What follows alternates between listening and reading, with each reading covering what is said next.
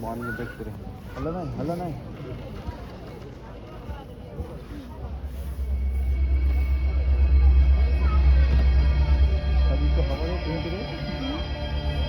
देवियों, सज्जनों और नन्हे दोस्तों, नए रूप में सुसज्जित कोलकाता के एमपी बिड़ला तारामंडल में आपका स्वागत है। सभ्यता के प्रारंभ से ही मानव मस्तिष्क रात के आकाश को देख अचंभित रहा। सदियों तक नक्षत्रों का निरीक्षण करने के बाद पूर्वजों ने बनाई कुछ विशाल इमारतें जो कैलेंडर और वेधशालाओं के काम आई।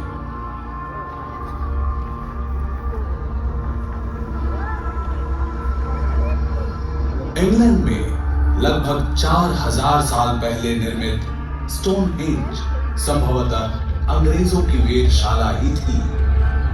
प्राचीन माया सभ्यता द्वारा लगभग 1000 ईस्वी में निर्मित इस पिरामिड से नक्षत्रों और समय की गति का अध्ययन होता था।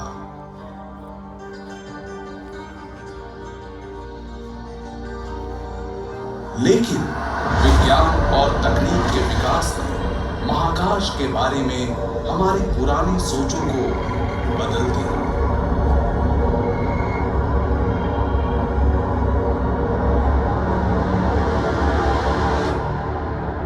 चलिए आज के समय की शुरुआत हम कोलकाता के क्षितिज पर हो रहे सूर्यास्त से करते हैं।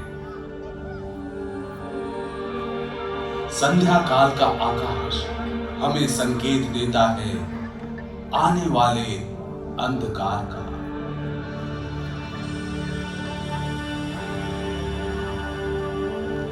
गुम होते उजाले में टिमटिमाते बिंदु उभरते हैं।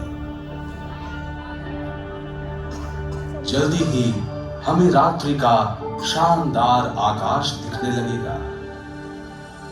महाकाश के एक कोने में खड़े होकर हम नक्षत्रों से भरे असीम आसमान को देखते हैं, मानो ये हमें आमंत्रित कर रहा हो।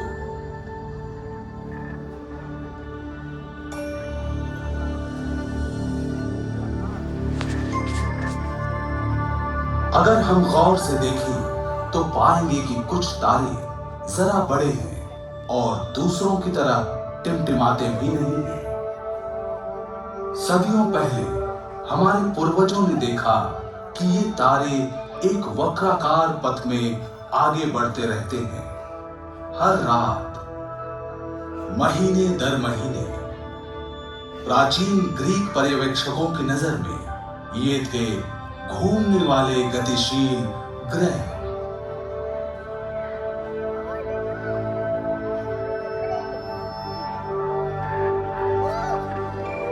अब हम जानते हैं कि ये सुदूर में बसे खूबसूरत ग्रह हैं जिन्हें रोशनी मिलती है हमारे ही सूर्य से। जैसे जैसे समय गुजरता है पूरा आसमान पूर्व से पश्चिम की ओर बढ़ता है, लेकिन ये आसमान नहीं घूमता बल्कि हमारी धरती पश्चिम से पूर्व की दिशा में परिभ्रमण करती है। तारों से सज्जित शामियाने में सिर्फ एक नक्षत्र स्थिर है, ध्रुव तारा यानी पोल स्टार। कोलकाता में ये उत्तरी आसमान में 22 डिग्री की ऊंचाई पर दिखता है। रात के आकाश में इधर उधर बिखरे तारों में हमारे पूर्वजों ने महाकाश की संरचना को समझने की कोशिश की। उन्होंने देखा कि एक दूसरे की तुलना में ये तारे पूरे साल लगभग एक ही दूरी पर रहते हैं। आसमान में एक दिशा सूचक सा बनाने के लिए उन्होंने नजदीक स्थित तारों के समूह को लेकर 88 संरचनाएं बनाई और उन्हें काल्पनिक रेखाओं से जोड़ा।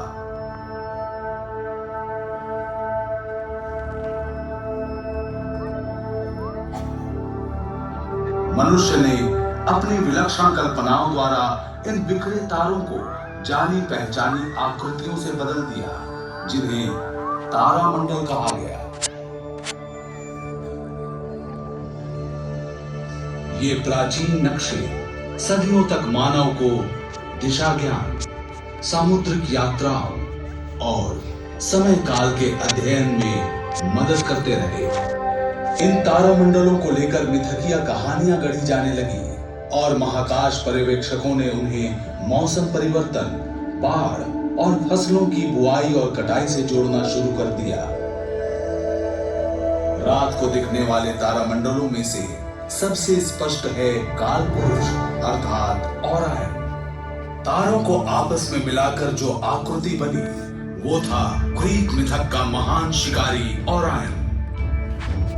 इस शिकारी की कमर की सिधाई में दिखने वाले 3 चमकीले तारे दुनिया के कोने कोने में महत्व रखते हैं। आज आसमान में दिखने वाले अन्य तारामंडल हैं आर्सा मेजर या ग्रेट बेयर कॉन्स्टेलेशन, जिसे भारत में सप्तर्षि मंडल कहते हैं, कैसियोपिया रानी, टॉरस यानी वृषभ,